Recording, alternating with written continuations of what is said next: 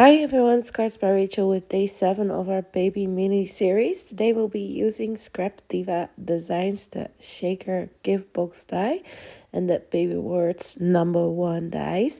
As always, all the products used will be listed down below, of course, and you can find them at scrapdivadesigns.com together with a discount code. Carry stamps for 10% discount on your ScrapDiva design order.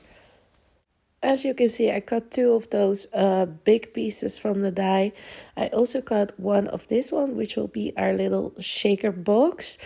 And I cut this scalloped frame that we will use to decorate the shaker part of our gift box. And this one will be that decorative piece at the top of our gift box.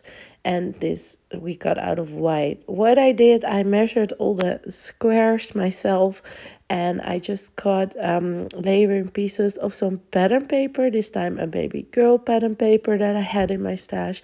And I took off, I will say, 1/4 of an inch or 1/8 of an inch. Let me think. A 1/4 of an inch. So you have 1/8 of an inch of the white border on all sides. You could also just cut your box out of pattern paper, like the whole biggest die of this set out of pattern paper, so you don't have to do the layers, but this makes this a little bit more work. But I always just love that white edge on boxes, and also this pattern paper that I wanted to use. I think it's so adorable with the pink and the bows and the teddy bears. It is not sturdy at all. It's a very lightweight paper, so I was also afraid that it wouldn't be sturdy enough if I used that to, do inside the box. So that's also why I used white on the back. Then for this piece, it has 2 score lines, so we have to do a little bit of measuring. And I'm just showing you, I'm putting it where it belongs. And then I'm going to make 3 marks, 1 in the middle of my paper and 2 a little bit above that score line on both sides. And then we can just, here goes my hat, but then we can go from those dots we made to the corners on the bottom part. So here we go to our left a dot we created, and then to that left corner, and we get 2 triangles. And then this one, we will go from that middle part all the way to the bottom as well. And I'm just gonna make that straight because it definitely was not. And this is not a perfect method, but it does fold inside. So I mean, you have to look very closely, but this is the best way I'm able to do this. At least I don't know another way to do it without having a layering piece, which we don't have, because to be fair, you can just cut this out of pattern paper. I just really wanted to use this lightweight, so I made it a little bit more difficult for myself. But hey, sometimes you just want to use that cute paper you have. When you use directional paper like I am, be sure to put the layering pieces on in the right direction, and I like to do it like a continuous pattern basically. Here I want to cut that frame out of my pattern paper, so I'm gonna put it in the spot it belongs on the back and tape that down. And then I will use a pencil to draw out the 4 corners and then remove that piece of paper again. And then I can just inlay that frame die there and run it to my die cutting machine. And this way I have a nicely matted layer for that shaker box. I'm sorry if I sound a bit nasal or different than normally, but I'm having such a bad cold and like everything is filled up. And I've been waiting a few days to do this voiceover in hopes it got better, but it actually only gets worse. So I was like, I need to do this now because I do want to have it finished in time. So I'm sorry. I'm trying my best to talk as clearly as possible, and but yeah, we'll have to make do. I hope it's okay, and otherwise you can always watch it without sound. Hopefully it still makes sense then. Here you can see me adding that layering piece, and that will be the part of the shaker box or the gift box where we'll actually create our shaker. Now there are a lot of fold lines. I know they're sometimes difficult to see on camera, but they will be very visible in real life. So only thing you have to remember is that basically you fold everything downwards. Apart from that piece where we have the 3 triangles on, I will show that in a bit, but those 2 you have to fold upwards. But all of the rest of them you will fold downwards, as you can see. And of course, I do that second panel with the layering pieces and the folding of camera. Oh, and also this top piece with the two holes in it, you fold upwards, and this triangle and that triangle. So that is it. The top part goes upwards, so that's nice and easy to remember.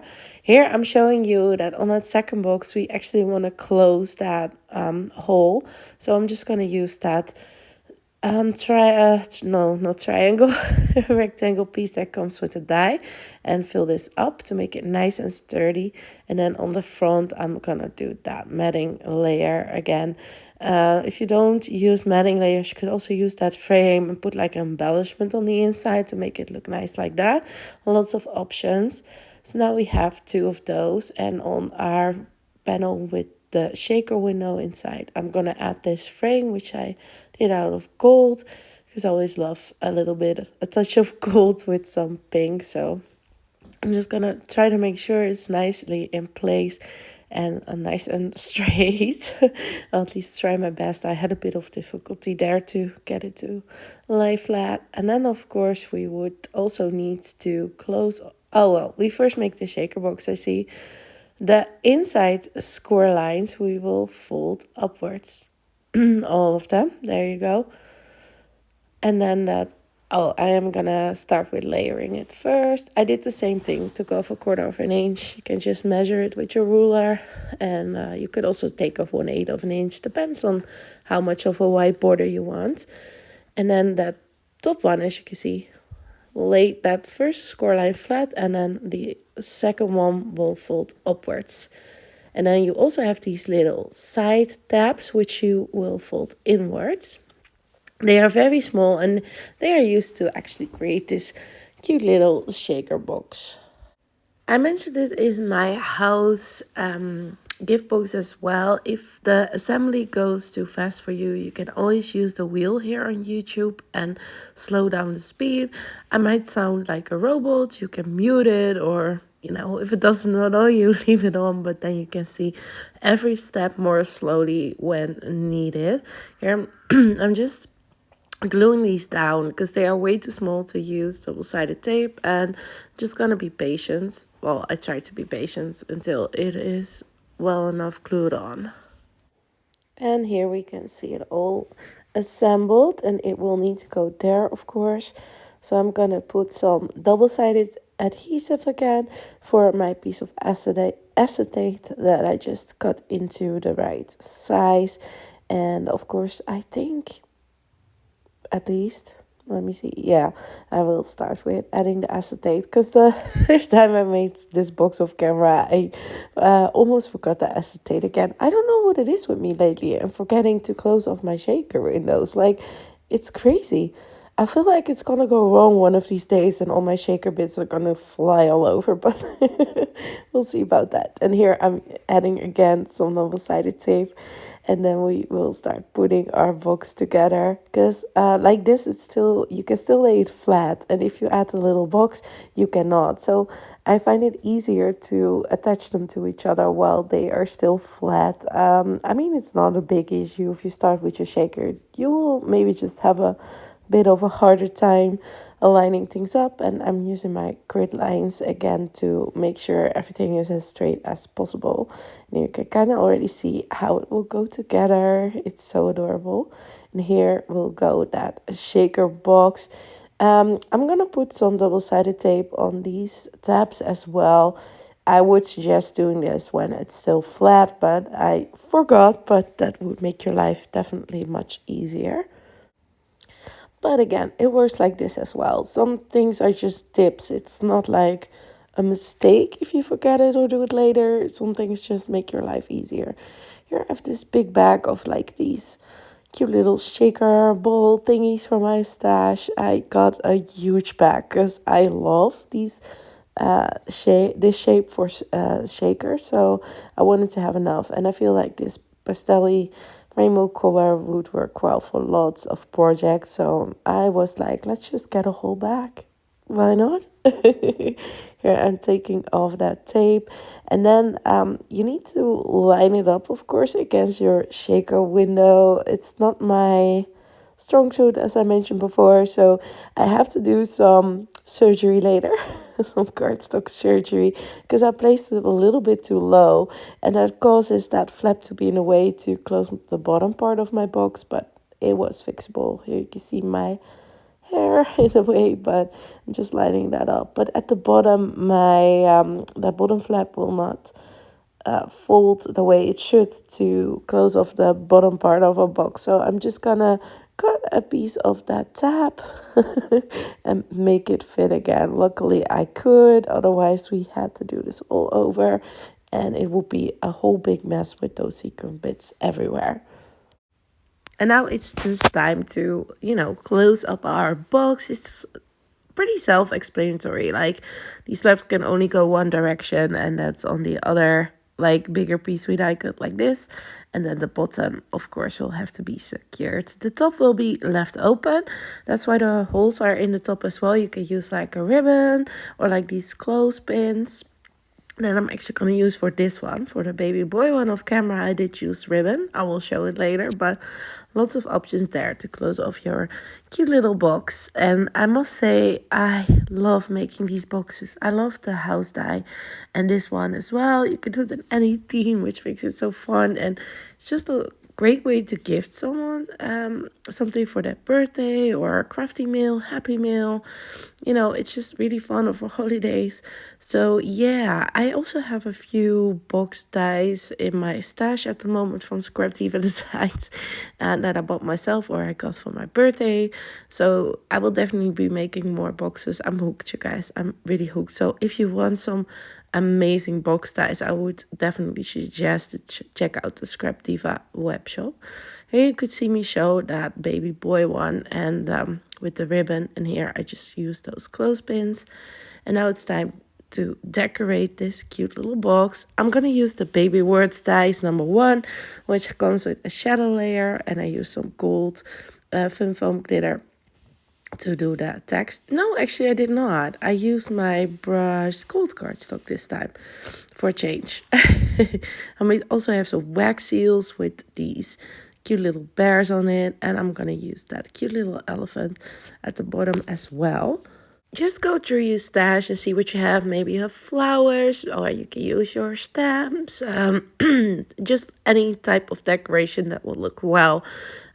Just add it to it. I mean, it's just adorable. And I used a scrapbook. I actually started as a scrapbooker and not as a card maker. So I have lots of flowers and decorative things left over from that, because I just do not have the time to make a full scrapbook anymore. But for these boxes and stuff, it comes out great to use them. So I'm very happy with that.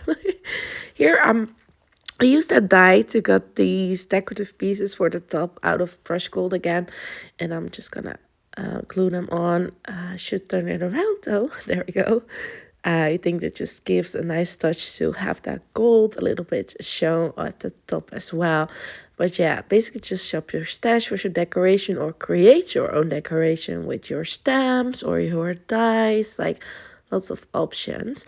Here you could see the inside of the box, which is quite spacious actually. Even though you added that little shaker box inside, I feel like there's still enough space to add some cute little goodies for a baby shower in this case, or maybe some cute little baby socks, for example, when they give birth. Like, lots of options. And here I'm gonna use another of those wax seals I made, because I do wanna like spice up the backside a bit as well. Like, I'm not gonna make it as full as the front, but I think it's nice to add a little something. But of course you can also just leave it plain. As always, you do you. I always say this, it doesn't have to be a replica. It's just, my videos are just to inspire you and just maybe help see how stuff comes together, how to assemble, and what the options are, like any kind of theme and stuff. But definitely you do you, If you don't like cards or projects as full as I do, then just use less. It's okay. Here I'm using some glue dots on this resin bow charm that I found in my stash as well. I'm gonna attach it to the top part, I believe. And these flowers. Usually I would use hot glue for flowers and maybe even for that bow. But my hot glue gun is empty, broke, basically. So I ordered a new one, but yeah, at the time of videoing this, it hasn't arrived. Yeah, luckily it has today while I'm doing this voiceover. So for the next time I can. And I will probably go back and attach some of the flowers again with some hot glue, because my normal glue wasn't, I mean, they don't fall off, but I would not dare to send this in the mail. I would be so scared that the flowers will come off. So I will definitely go back and just add a bit of hot glue on there as well. But yeah, for now, just to finish this, I was like, okay, let's see if we can at least have them stick well enough to video and take pictures and stuff so I can get it done. But I will go back and use my new hot glue gun. I got it in this like very cute turquoise color. Not that it matters, but you know, I love those sort of things. It's crazy. And here, I think I will add a little bit of a small flower. The ones on the back actually don't have a center, a flower center. So I will fix that by adding some of my gems. Ah, no, not gems. Oh, well, I can see gems and I can see enamel dots. So I'm probably gonna end up using both or just the enamel dots. I'm not sure. I think just the enamel dot, yeah. Here I'm playing around with this ribbon bow thing that I got and just looking what I would prefer. And then I think I decided on a bow. I'm not sure anymore, you guys. My bow, I'm attaching with glue dots again. I do leave it often with glue dots. I find it's pretty much secure. You could also use hot glue for this part. But I mean, for the ribbon bow tie thingies, I feel like glue dots work really well actually. But if you want it more secure, maybe add a little bit of hot glue with it as well.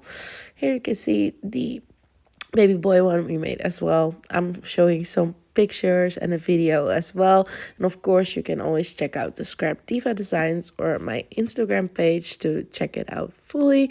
As always, the products used will be listed down below together with the discount code, you guys. And be sure to follow ScrapDiva Designs on Instagram, YouTube, and all that good stuff. And if you would follow me, that would be much appreciated as well. I hope you guys like this day 7 of our baby mini series. I have so much fun making all these boxes, and I will see you guys tomorrow for day 8, which will be the last day of this mini series. If you like this, be sure to like, subscribe, and comment. Have a crafty day. Bye bye.